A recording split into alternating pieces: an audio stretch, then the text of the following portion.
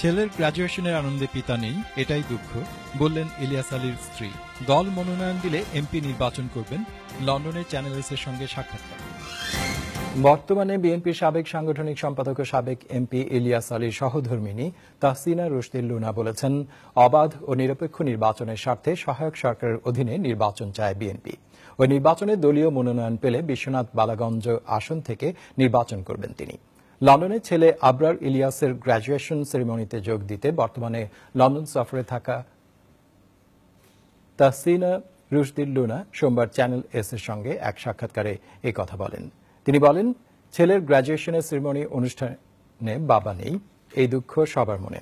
তবে ইলিয়াস আলী পরিবারের কাছে এবং জনগণের সামনে সুস্থভাবে ফিরে আসবেন, এটাই তাদের একান্ত কামনা। চিফ রিপোর্টার মোহাম্মদ জুবাইরের রিপোর্ট, ক্যামেরায় ছিলেন রেজাউল করিম মৃধা। লন্ডনে এক আত্মীয়ের বাসায় একান্তে কথা হয় একসময় প্রভাবশালী নেতা ইলিয়াস আলীর পরিবারের সাথে। পুরো পরিবারেই সত্যি সত্যি যেন কোনো আনন্দ উত্তাপ নেই। একমাত্র এই মেয়েটি বাবাকে পেয়েছে ছোট্ট বয়সে, পড়তো ইয়ার 2-তে। এখন প্রিয় পিতাহীন বড় হচ্ছে এবং পড়ছে 7-এ। বাবার ব্যাপারে নির্বাক সে, আছে বুকচাপা কান্না। তোমার মনে পড়ে নাকি তখন যখন উনি বেরিয়ে গেলেন? ছিলে তুমি বাসায় ছিলে তখন? স্কুলে ছিলে। আসার পরে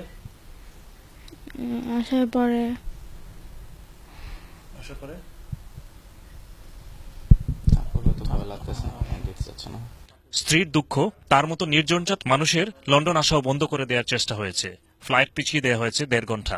আমাকে এই যে ব্রিটেনে আসতে গিয়ে আমাকে অনেক ধরনের হ্যারাস হতে হয়েছে। 9 তারিখে ফ্লাইট করার কথা ছিল, সেদিন আমাকে এয়ারপোর্ট থেকে বাধা দেওয়া হচ্ছে, আমি এখানে আসতে পারবো না। কোর্টে গিয়েছি, কোর্টের থেকে রিটের মাধ্যমে একটি কোর্ট অর্ডার নিয়ে আবার যখন আমি 12 তারিখে আসার জন্য এয়ারপোর্টে আসছি, আমাকে 3 ঘন্টা বসে রাখার পর বলা হয়েছে আমাকে আসতে দেওয়া হবে না। যাই হোক, লাস্ট মোমেন্টে গিয়ে যখন আমি ফিরে আসছিলাম এয়ারপোর্ট থেকে, তখন আমাকে হঠাৎ করে ডেকে নিয়ে ফ্লাইটে তুলে দেওয়া হলো। ব্রিস্টল ইউনিভার্সিটিতে বড় ছেলের গ্র্যাজুয়েশন সেরিমনিতে ইলিয়াস নেই, জবাবে টলটল করে পড়ল চোখের পানি। প্রত্যেকে যদি নিজের মতো করে ভাবেন তাহলে অবশ্যই সবাই ফিল করতে পারবেন আমাদের বিষয়টা।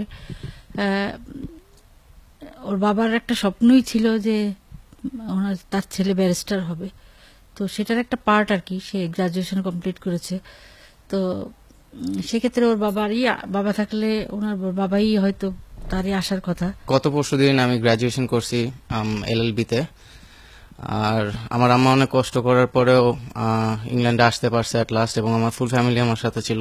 I was very happy. আর হ্যাপির সাথে আমার বাবাও ছিল না আমার সাথে। That was a very sad moment for me.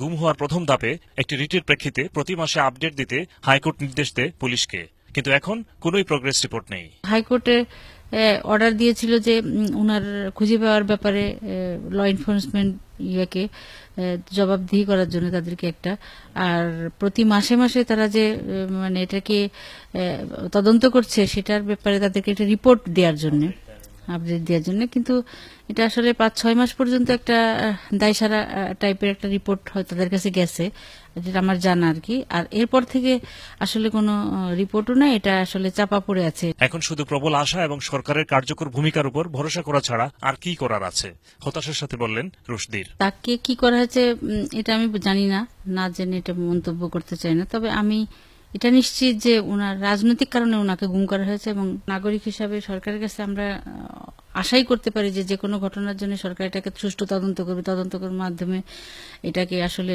খুঁজে বের করবে। কিন্তু সে ধরনের রেসপন্স নাই, কোনো ধরনের কোনো বক্তব্যও নাই আসলে। নির্বাচন পর্যন্ত ইলিয়াস আলীর সন্ধান না মিললে এবং বিএনপি নির্বাচনে গেলে সিলেটের স্বামীর এলাকায় প্রার্থিতার বিষয়টি বিবেচনায় আছে তার। বিএনপি চেয়ারপারসনের উপদেষ্টা হিসেবে আছি, তো দল সিদ্ধান্ত নেবে যে নির্বাচনে উনি যাবে কি যাবে না, আর ম্যাডাম সিদ্ধান্ত দেবেন এখানে আসলে নমিনেশন কাকে দেওয়া হবে। ম্যাডাম যদি আমাকে নমিনেশন দেন আমি ইলেকশন করার ইচ্ছা রাখি আর কি। এদিকে ছোট ছেলেও কভেন্ট্রি ইউনিভার্সিটিতে গ্রাজুয়েশন করছে, দিন গুনছে আশা নিয়ে। আমি সবার কাছে দোয়া চাচ্ছি আমার বাবার জন্য, যাতে আমার বাবা খুব শীঘ্রই ফিরে আসে আমাদের কাছে, আমাদের মাঝে। আপনারা সবাই দোয়া করবেন আমাদের। Mohammad Zubair, channel news, London.